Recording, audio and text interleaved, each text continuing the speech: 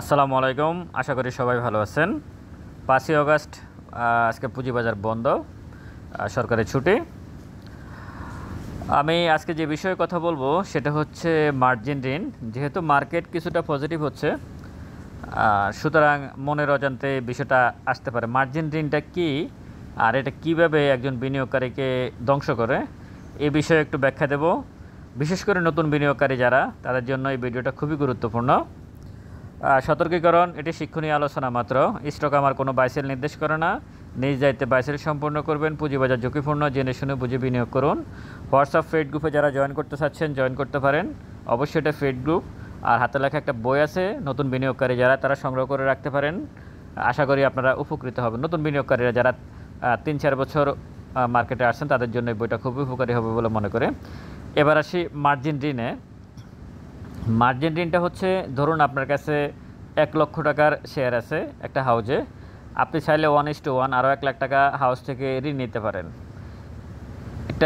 এটার জন্য আপনাকে সুদ দিতে হয় সম্ভবত এখন 16% বা 17% এরকম সুদ দিতে হয়। মানে 1 লাখে প্রতি মাসে আপনাকে 17% সুদ 1700 টাকা করে সুদ দিতে হবে বা 1600 টাকা করে সুদ দিতে হবে। তারপর আপনি মার্কেট থেকে প্রফিট করবেন। এই ক্রাইটেরিয়া অনুযায়ী লোন দেয় হাউসগুলো বা মার্চেন্ট ব্যাঙ্কগুলো। এটাই মার্জিনের মূলত আপনার যে টাকা আছে সমপরিমাণ বা তার থেকে একটু কম বা তার থেকে 50% বা 60% বা 100% আপনি হাউস থেকে ঋণ নিতে পারেন। এটাই মূলত মার্জিন ঋণ। তো এই মার্জিন ঋণে সবচেয়ে বেশি ক্ষতিগ্রস্ত কারা হয়েছে, বা এখন মার্কেট যেহেতু কিছুটা পজিটিভ হচ্ছে, আগামী দিনে কি মার্জিন, যেহেতু নিয়মও চেঞ্জ করছে সংস্কার কমিটি, কিন্তু ওই নিয়মগুলো আমার কাছে খুব বেশি গুরুত্বপূর্ণ বহন করে না। যে ওনারা বলছে যে কমপক্ষে 6 মাসের মার্কেট সম্পর্কে ধারণা থাকতে হবে। 6 মাস না, এখানে 3 বছরও যে মার্কেটে আছে সেও নতুন। তারপরে যে বলছে তার লোন পরিশোধ করার সক্ষমতা থাকতে হবে। এটা যারা লোন দেবে তাদেরকে ভালো রাখার জন্য মূলত বিনিয়োগকারীদের দিকে তাকানো হয় না। মার্জিন যে নতুন রুলটা করা হয়েছে, আমি বলবো যে ক্ষুদ্র বিনিয়োগকারীদের স্বার্থে এখানে কিছু নাই। এখানে যে কয়েকটা বিষয় আছে সেটা হচ্ছে আপনি মার্জিন ঋণ দিলে হাউসকে ঋণ পরিশোধ করতে পারবেন কি না, এটাকে বেশি গুরুত্ব দেওয়া হয়েছে। তো এখানে হাউসকে দেখানো হয়েছে, এখানে আসলে ক্ষুদ্র বিনিয়োগকারীদেরকে দেখানো হয় না। যদি সত্যিকার অর্থেই সংস্কার কমিটি মার্জিন নিয়ে কথা বলতে, তাহলে এখানে একটা পয়েন্ট রাখা উচিত ছিল যে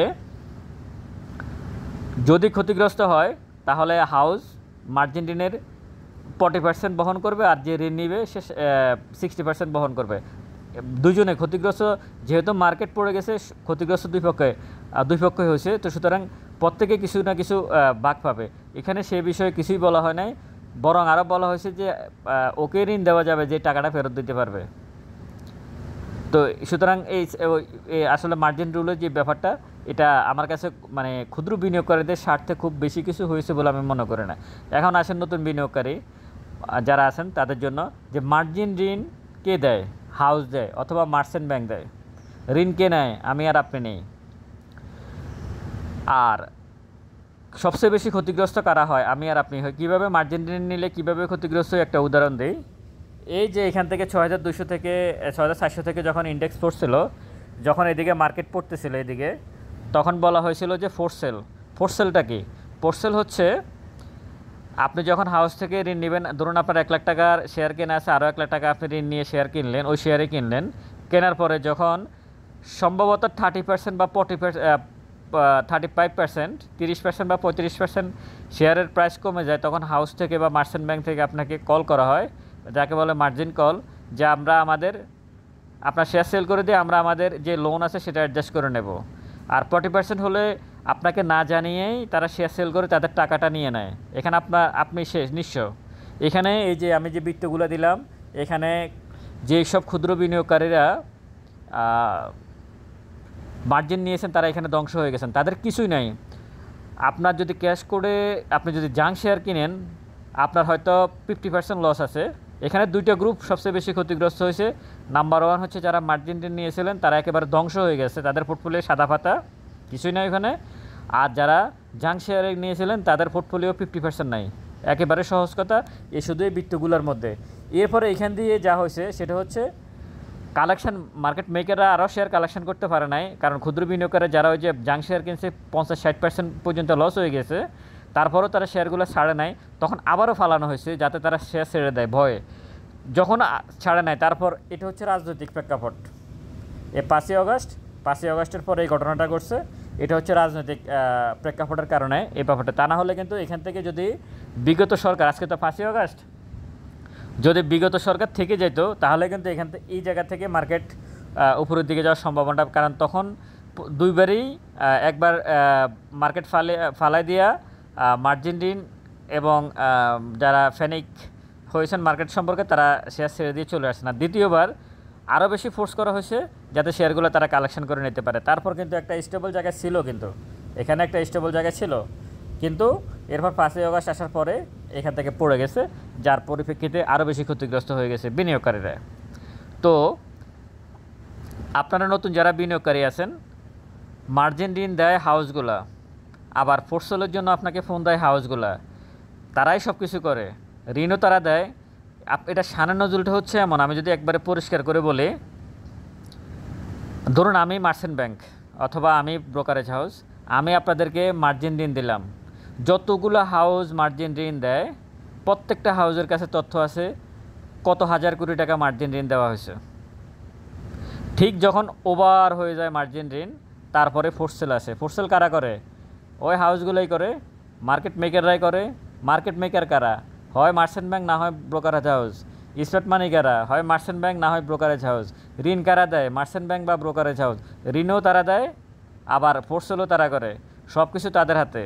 সুতরাং আপনাদেরকে চিন্তা করতে হবে যে আপনারা কি করবেন।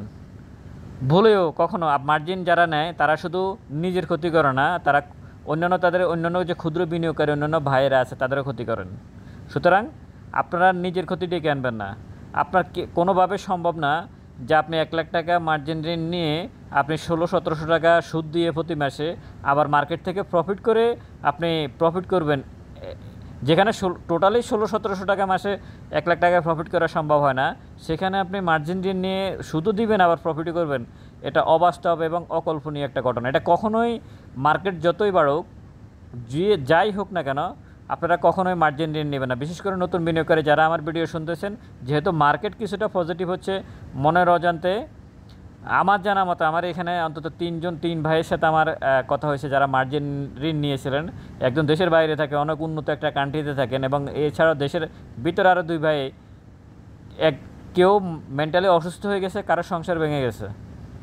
তো সুতরাং সাবধানতা, মানে খুব ভালোভাবে সাবধান হবেন, খুব ভালোভাবে সাবধান হবেন। মার্কেট যেহেতু একটু বাড়তেছে, আপনারা কখনোই ক্ষুদ্র বিনিয়োগ, আপনাদের পেছনে কেউ নাই। এখানে দুঃখ প্রকাশ করবে যখন এইভাবে মার্কেট পড়তেছিল, তখন পড়ছিল, তখন মিডিয়াতে এসে দুঃখ প্রকাশ করছে। এই দুঃখ সান্ত্বনা পুরস্কার ছাড়া আপনাদেরকে আর কোনো পুরস্কার দেওয়া হবে না, এবং কখনোই হয় নাই। এই সান্ত্বনা পুরস্কার নেওয়ার দরকার নাই। তো যেখানে নিঃস্ব হয়ে গেছেন সেখানে আর নতুন করে নিঃস্ব হওয়ার গল্প তৈরি করবেন না। জাং শেয়ারের সাথে থাকবেন না, আর মার্জিন ঋণ নেবেন না। এটা চরম শত্রু। জাং শেয়ার মার্কেটের জন্য চরম শত্রু, এবং মার্জিন ঋণটা মার্কেটের জন্য চরম শত্রু। মার্জিন ঋণে আপনি যখন মার্জিন ঋণটা নেন, সাথে সাথে আপনাকে অন্য আরেকজনের নিয়ন্ত্রণে দিয়ে দিচ্ছেন, হাউজের নিয়ন্ত্রণে। আমাদের গ্রামে একটা কথা আছে, শিয়ালের কাছে মুরগি বর্গা দেওয়া। ব্যাপারটা এমন, শিয়ালের কাছে কখনো মুরগি দিবেন না। এটা আমাদের নোয়াখালীর ভাষায়, মানে শিয়ালের কাছে কি মুরগি দিলে কি মুরগি থাকে নাকি? ও তো খেয়ে ফেলে। তো সুতরাং যারা আপনাদেরকে মার্জিন নেয়, আপনারা যারা মার্জিন যে দেয়, ফোর্সেলও সে করে, আবার কত হাজার কোটি টাকা মার্জিন দেওয়া আছে তাদের কাছে হিসাবও আছে, ওই অনুযায়ী তারা তখন ফোর্সেল আরম্ভ করে। তারাই ফালায়, তারাই উঠায়। একমাত্র এখানে ক্ষুদ্র বিনিয়োগকারীদের টিকে থাকার একটাই উদাহরণ আছে, একটাই ক্রাইটেরিয়া, একটাই সুযোগ আছে। যেহেতু এটা পুঁজিবাজার, এখান থেকে এটা একটা ব্যবসা, সুতরাং এখান থেকে কেউ না কেউ তো প্রফিট করে, না হলে তো মার্কেটে এটা থাকতো না, এটা বন্ধ হয়ে যেত। সুতরাং প্রফিটটা কীভাবে করা যায় সেটা হচ্ছে কোম্পানি আপনাকে কি দিয়েছে, কি দিতে পারে, কি করতে পারে আগামী দিনে কোম্পানি, ওই অনুযায়ী আপনাকে অ্যানালাইসিস করতে হবে। জাং শেয়ার নিয়ে আমি বললাম তো, আমি গতকালকে বা গত পরশু আমার ফেড গ্রুপে আমি একটা স্টক দিছি। পরবর্তীতে অনেক ভাই ফোন দিয়েছেন এখান থেকে, এই গ্রুপ থেকে, যে ভাই আমি ওটা নিই নাই, 1 টাকা কমবে এই জন্য। উনি এটা নেয় নাই, মানে খুবই ফান্ডামেন্টাল স্টক ফুডের, তো উনি ওটা নেয় নাই, কিন্তু উনি গিয়ে ফুডের আর একটা কোম্পানি আছে, অথবা ওই যে মানে অন্য আরও কোম্পানি আছে যেগুলোর ডিভিডেন্ড নেয়, ডিভিডেন্ড আছে 10%, দেয় 10%, শেয়ারের দাম আছে 150 টাকা, 110 টাকা, 90 টাকা, ওগুলোতে উনি নিচ্ছে। কিন্তু উনি ওইখানে নির্দ্বিধায় এন্ট্রি নিয়ে নিচ্ছে ওই স্টকগুলোতে যেগুলো কিছুই নাই, আর যেটা সমস্ত কিছু আছে ওখানে উনি 1 টাকা কমার জন্য অপেক্ষা করতেছে। তো এগুলো আমাদেরও চিন্তা ভাবনা করা উচিত, আমরা আসলে কি করব। এভাবে আমি বলবো যে আপনারা যদি আগামী দিনে মার্কেটে টিকে থাকতে হয়, অনেক বেশি কোম্পানির সাথে সংযোগ স্থাপন করেন। এই যে ইন্ডেক্স এতটুকু বাড়লো, কার কী হলো? লেনদেন তো 1100 কোটি টাকা, আপনাদের মানে যারা চাচ্ছেন 1000 কোটি টাকা লেনদেন হলে অনেক কিছু হবে। ইন্ডেক্স অনেক বাড়লে 5000, এখন কত 5700, 5000, এইখান থেকে যতটুকু আপনি ক্ষতিগ্রস্ত হয়েছেন এই বৃত্তটাতে, এতটুকু বেড়ে মানে বাড়ছে, আপনার কি হয়েছে পোর্টফোলিওতে? কি খুব বেশি কিছু হয়েছে? শুধু ঘুরে ফিরে কিন্তু ভালো স্টকগুলোই কিন্তু প্রাইস ভালো করছে। ওই কয়েকটা ব্যাংক, ফুডের কয়েকটা, ফার্মাসিউটিক্যালের কয়েকটা, হ্যাঁ এরকমই, তারপর টেলিকমিউনিকেশন কয়েকটা, 2-1টা স্টক, এই মানে ভালো যে স্টকগুলো ওগুলোতেই ঘুরে ফিরে দিন শেষে যারা এন্ট্রি নিয়েছে তারাই ঠিক জায়গায় আছে, এছাড়া আর কেউ ঠিক জায়গায় নাই কিন্তু। এটা হচ্ছে বাস্তবতা। সুতরাং আগামী দিনে আপনারা নতুন বিনিয়োগকারী যারা আছেন তারা কখনোই মার্জিন ঋণ নেবেন না, কারণ মার্জিন যে দেয় এবং মার্জিন যে নেয় এবং মার্জিন কল যারা দেয় তারা মানে মার্জিন যে দেয় এবং মার্জিনের কল যারা দেয়, ফোর্সেল যারা করে, তারা একই গ্রুপ। এই গ্রুপ থেকে আপনারা সাবধান থাকবেন। আশা করি আপনারা আগামী দিনে ভালো কিছু করতে পারেন। সতর্কীকরণের শিক্ষণীয় আলোচনা মাত্র। স্টক আমার কোনো বাইসেল নির্দেশ করে না, নেই যেতে বাইসেল সম্পন্ন করবেন। পুঁজিবাজার ঝুঁকিপূর্ণ, জেনে শুনে বুঝে বিনিয়োগ করুন। হোয়াটসঅ্যাপ ফেড গ্রুপে যারা জয়েন হতে চান জয়েন হতে পারেন, অবশ্যই এন্ট্রি ফি দিয়ে। ভালো থাকবেন। আসসালামু আলাইকুম।